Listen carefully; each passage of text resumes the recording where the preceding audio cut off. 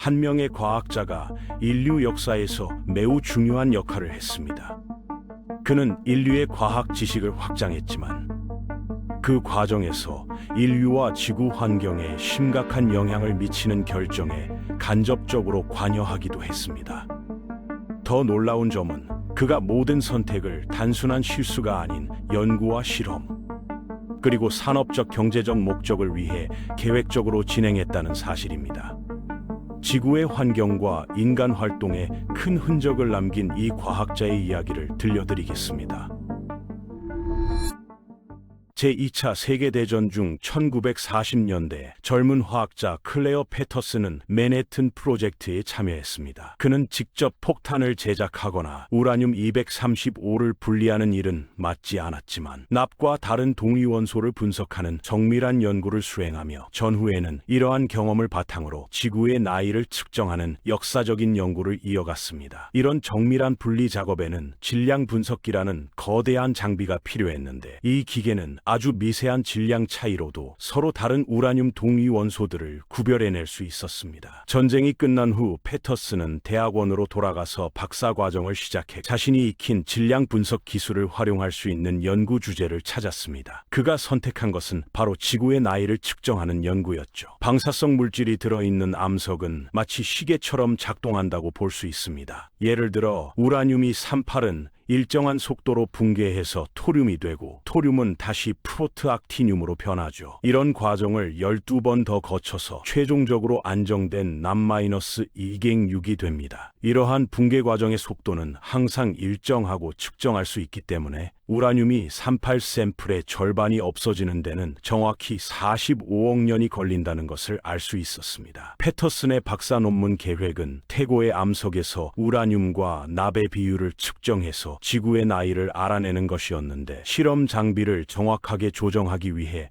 먼저 나이를 이미 알고 있는 지르콘 결정체를 사용했습니다. 지르콘은 이런 목적에 완벽한 광물이었습니다. 지르콘이 형성될 때는 미량의 우라늄을 포함하지만 납은 전혀 들어있지 않기 때문이죠. 따라서 나중에 지르콘 안에서 발견되는 납은 모두 우라늄이 붕괴되면서 생긴 것이라고 확신할 수 있었습니다. 패터슨은 납 농도를 측정하는 일을 담당했고 동료 학생인 조지 틸트는 우라늄 측정을 맡았죠. 조지의 우라늄 데이터와 내 납 데이터를 맞춰보니 완전히 안 맞았습니다. 거기에 있으면 안 되는 납이 들어있었던 것이죠. 도대체 이 여분의 납은 어디서 온 것일까요? 이 수수께끼는 클레어 패터슨의 남은 인생 전체를 지배하게 되었고 그를 지구 끝까지 데려가게 만들었습니다. 하지만 이 납의 출처를 이해하려면 먼저 다른 이야기부터 들어야 합니다. 1906년 어느 날 한 여성이 디트로이트의 벨 아일 브릿지를 운전하고 있었습니다. 그런데 갑자기 차가 시동이 꺼졌죠. 지나가던 한 남성이 친절하게 도움을 주기 위해 차를 세웠습니다. 그 시절에는 자동차를 시동시키려면 앞쪽에 있는 크랭크 손잡이를 손으로 힘껏 돌려야 했거든요. 그 남성이 무릎을 꿇고 크랭크를 돌리기 시작했고 엔진이 갑작스럽게 굉음을 내며 돌아갔습니다. 그런데 너무 갑작스럽게 시동이 걸린 바람에 크랭크 손잡이가 역회전하면서 그의 얼굴을 강타했고 턱뼈가 부러지는 심각한 부상을 당했습니다. 결국 그는 이 부상으로 인해 목숨을 잃게 되었죠. 희생자의 이름은 바이런 카터였고 그는 자신만의 자동차 회사를 운영하는 사업가였습니다. 디트로이트 자동차 업계에서 많은 인맥을 가지고 있던 그는 캐딜락 창립자 헨리 릴랜드와 절친한 사이였죠. 친구의 죽음에 깊은 충격을 받은 릴랜드는 자신의 자동차에서 위험한 손 크랭크를 완전히 없애기로 결심했습니다. 그래서 찰스 캐터링에게 자동으로 시동이 걸리는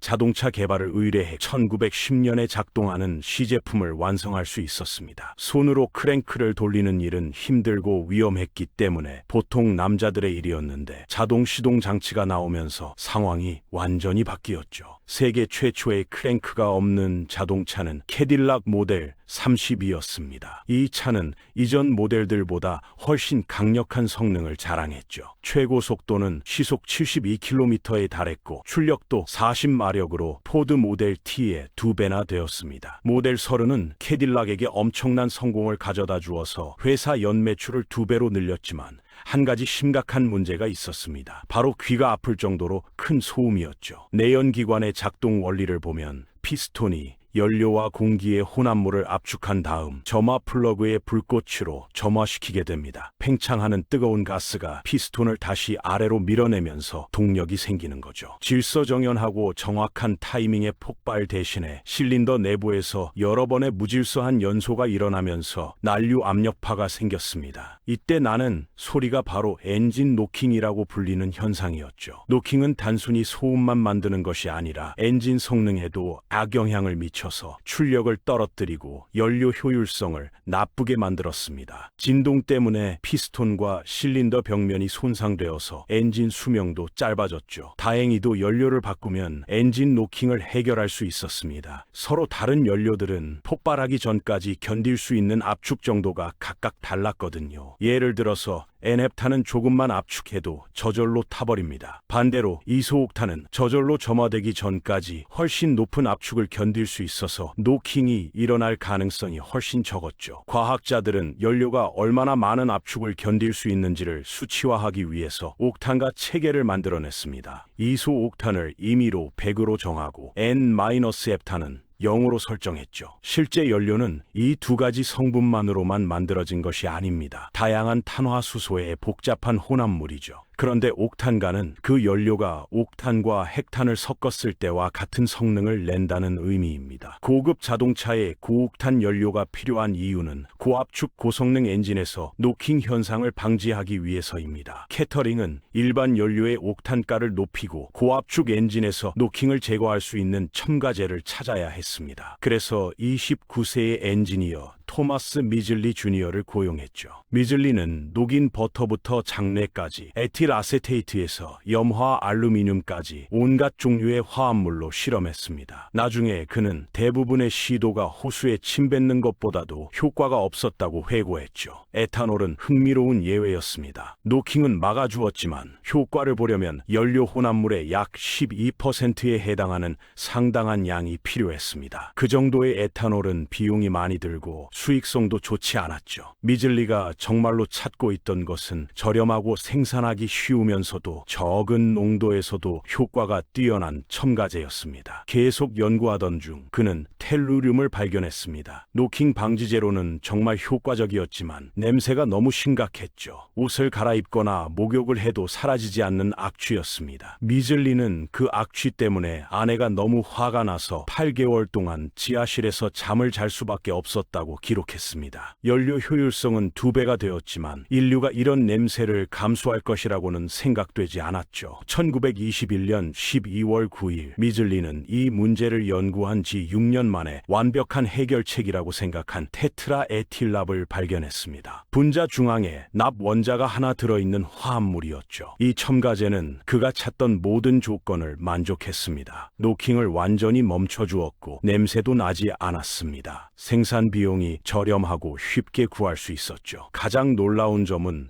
효과가 나타나려면 1000분의 1만 있으면 된다는 것이었습니다. 미즐리는 캐터링에게 전화해서 이것으로 얼마나 많은 돈을 벌 수 있는지 상상할 수 있냐고 물었죠. 우리는 3억 달러를 벌 것입니다. 어쩌면 그보다도 더 많이 말이죠. 오늘날 가치로 환산하면 40억 달러가 넘는 금액이었습니다. 그의 발견에 대해 미국 화학회는 그에게 권위 있는 니콜스상을 수여하고 1년의 공개 강연을 요청했지만 미즐리는 거절했습니다. 미즐리와 캐터링은 테트라에틸납 제조 공정에 대한 특허를 취득했고 새로운 첨가제를 에틸이라고 명명했습니다. 아마도 다른 일반적인 첨가제인 에틸 알코올과 혼동되기를 바랐을 것입니다. 납에 대해서는 전혀 언급하지 않았죠. 그들은 미국 최대 기업 3곳인 제너럴 모터스, 듀폰, 뉴저지, 스탠더드 오일과 협력해서 에틸 코퍼레이션을 설립했습니다. 그들의 마케팅은 정말 훌륭했습니다. 이 연구부서에서 이뤄낸 놀라운 성과를 보면 이들이 미래를 내다보고 새로운 사실과 원리를 발견해 나가고 있으며 이를 통해 모든 사람의 삶이 더욱 향상되고 편리해질 것이라는 확신을 가질 수 있다고 광고해 1922년 인디애나폴리스 500경주에서 상위 4위까지 모두 에틸 가솔린을 사용했고 유연 가솔린에 대한 수요가 폭증했습니다. 에틸 코퍼레이션은 이를 감당하기 위해 뉴저지에 새로운 화학공장 건설이 필요했죠. 그런데 이 프로젝트는 처음부터 끔찍한 일로 시작되었습니다. 운영을 시작한 지 3개월 만에 수십 명의 작업자가 납중독으로 쓰러졌습니다. 그중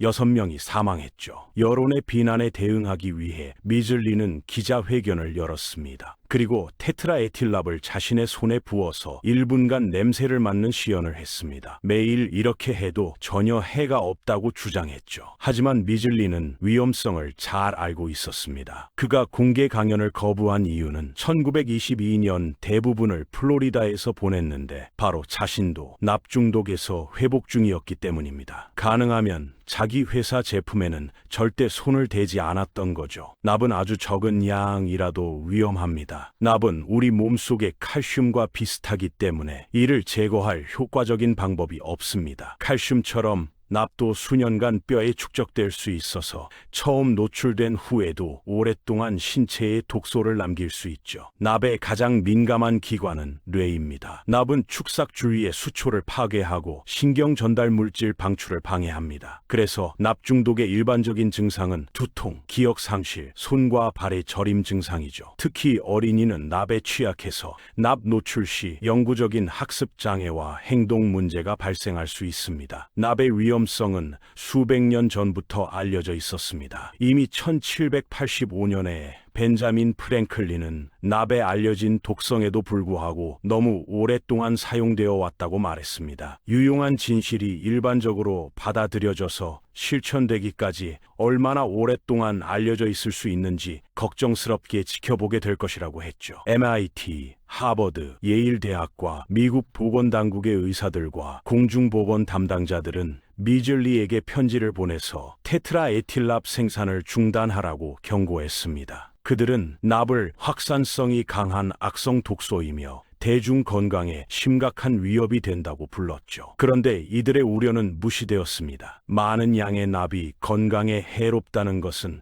아무도 의심하지 않습니다. 하지만 소량의 납이 얼마나 큰 해를 끼칠 수 있을까요? 1950년대에는 전 세계 수백만 명의 운전자들이 자동차에서 납을 태워서 대기 중으로 방출하고 있었습니다. 그 납의 일부가 클레어 패터슨의 지르콘 샘플에 묻어서 연대 측정에 방해가 되었던 것이죠. 1951년에 그는 캘리포니아 공과대학으로 옮겨서 환경오염을 의심하며 새로운 연구실을 처음부터 구축했습니다. 납땜납을 제거하기 위해 벽에서 전기 케이블을 뜯어냈습니다. 매일 암모니아로 바닥과 작업대를 청소했고 연구실 공기가 항상 밖으로 나가도록 했죠. 안으로 들어가려면 플라스틱 보호복을 입어야 했습니다. 패터슨은 기본적으로 클린룸을 발명한 것입니다. 그 방안에서 그는 태양계에서 가장 오래된 암석에 주목했습니다. 바로 운석이었죠. 지구상의 모든 원시 암석은 지각 활동으로 인해 오래전에 파괴되었습니다. 하지만 운석은 지구와 거의 같은 시기에 형성된 소행성에서 나온 것입니다. 지구 대기권에 진입하기 전까지 우주 공간을 떠돌아다녔죠. 따라서 지구의 나이를 측정하는 가장 좋은 방법은 운석의 나이를 측정하는 것이었습니다. 패터슨은 3가지 서로 다른 방사성 연대 측정 기법을 사용해서 5개의 운석을 측정했고 그 결과 모두 46억 년 된 것으로 나타났습니다. 이 수치는 현재 인정받는 지구 나이 수치의 0.2% 이내에 해당하는 것입니다. 패터슨의 실험 이전에는 사람들이 지구의 나이를 12억 년 더 젊다고 생각했습니다. 그래서 패터슨은 해냈습니다. 지구의 나이를 측정한 것이죠. 하지만 납 오염물질을 제거하는 일은 아직 끝나지 않았습니다. 납 노출에 대한 대중의 우려는 계속해서 커져갔습니다. 그런데 스탠더드 오일의 프랭크 하워드 사장은 우리는 하늘이 내린 선물 같은 이 사업을 위험 가능성이 있다는 이유로 포기하는 것은 정당하지 않다고 반박했죠. 에틸 코퍼레이션의 자금 지원을 받은 과학자들은 납이 우리 환경에서 자연적으로 발견되는 물질이므로 사람에게 해롭지 않다고 주장했습니다. 하지만 패터슨은 우리 환경에서 납이 얼마나 자연스러운지 궁금해했고 그것을 알아낼 수 있는 기술을 보유하고 연구하고 있었습니다. 그는 바다에서 납을 측정하는 것부터 시작했죠. 자연적인 현상이라면 깊이에 관계없이 납 농도가 동일할 것으로 예상했습니다. 하지만 최근에 납 오염이 증가했다면 표면 근처에 더 많이 집중되어 있을 것이었죠. 그는 태평양과 대서양에서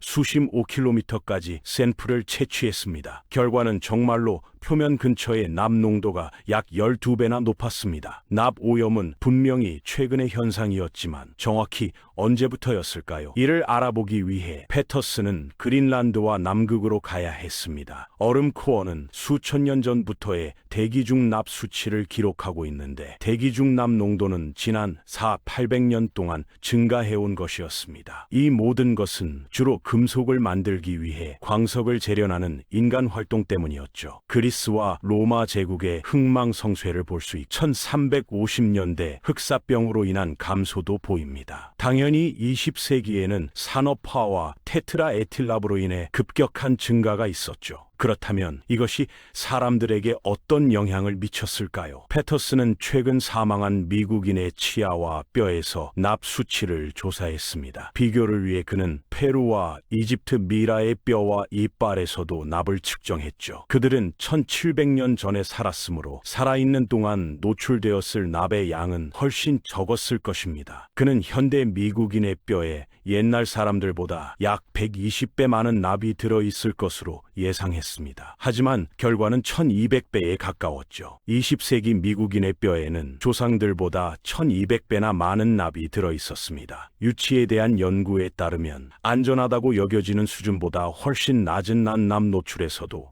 학습 지연, IQ 감소, 행동 문제 증가가 나타나는 것으로 밝혀졌습니다. 납 산업과 그 대변인들을 제외한 모든 사람들은 납이 극히 낮은 농도에서도 극도로 독성이 강하다는데 광범위한 합의를 이루고 있습니다. 후속 연구에 따르면 유치의 납 수치가 높은 사람들은 고등학교를 중퇴할 가능성이 몇 배나 높은 것으로 나타났죠. 이러한 연구 결과로 인해 CDC에서 정한 어린이 혈액 내납 허용 기준은 데시리터당 2마이크로그램에서 3.2마이크로그램으로 낮아졌습니다. 현재 우리가 아는 바로는 안전한 납 수준은 존재하지 않습니다. 전 세계적으로 설명할 수 없는 지적 장애의 약 68%가 납 때문인 것으로 여겨집니다. 2021년에 발표된 한 연구에 따르면 현재 미국 인구의 절반 이상인 1억 8천만 명이 어린 시절에 높은 수준의 납에 노출되었습니다. 1952년부터 1982년 사이에 태어난 사람들이 상대적으로 더 큰 영향을 받았죠. 저자들은 납으로 인해 전체적으로 8억 5천만 포인트 이상의 IQ가 감소했다고 추정했습니다. 오늘날 세상은 유연 가솔린 때문에 덜 지적이 되었다는 것입니다. 그런데 그보다 훨씬 더 걱정스러운 상관관계도 있습니다. 미국에서는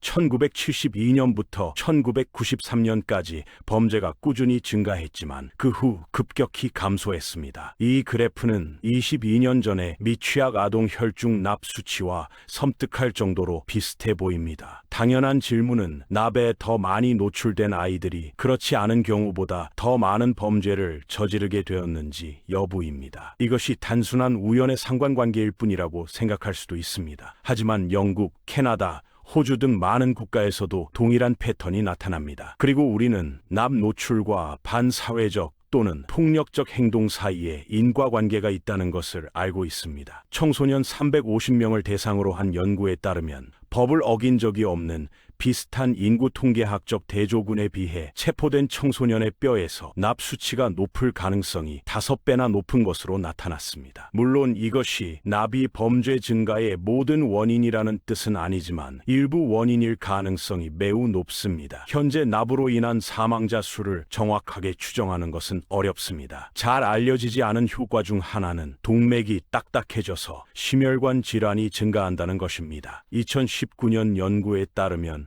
납은 미국에서 매년 심장병으로 27만 명이 사망하는 원인이 될 가능성이 높은 것으로 나타났습니다. 지난 세기 동안의 비율을 일정하게 유지한다고 가정하면 미국에서만 2,700만 명이 사망한 셈입니다. 전 세계적으로는 그 수치가 1억 1천만 명에 달할 것으로 예상됩니다. 대부분의 사망은 미즐리가 가솔린에 납을 넣기로 한 결정 때문입니다. 그는 납이 독성 물질이라는 것을 직접 알고 있었지만 이익을 극대화하기 위해 그렇게 했던 거죠. 현재 이러한 납의 상당 부분은 배터리와 산업 공정에서 나오지만 일부는 여전히 미즐리의 발명 때문입니다. 미즐리는 에틸에서 성공을 거둔 후 또 다른 엔지니어링 프로젝트를 맡게 되었습니다. 제너럴 모터스는 자동차뿐만 아니라 가전제품과 냉장고도 만들었는데 문제가 있었습니다. 냉매로 가장 흔히 사용되는 두 가지 가스는 메틸포르메이트와 이산화황이었습니다. 하나는 독성이 매우 강하고 다른 하나는 가연성이었죠. 미즐리는 더 안전한 대안을 만드는 임무를 맡았고 1930년대 초에 무독성, 불연성 냉매인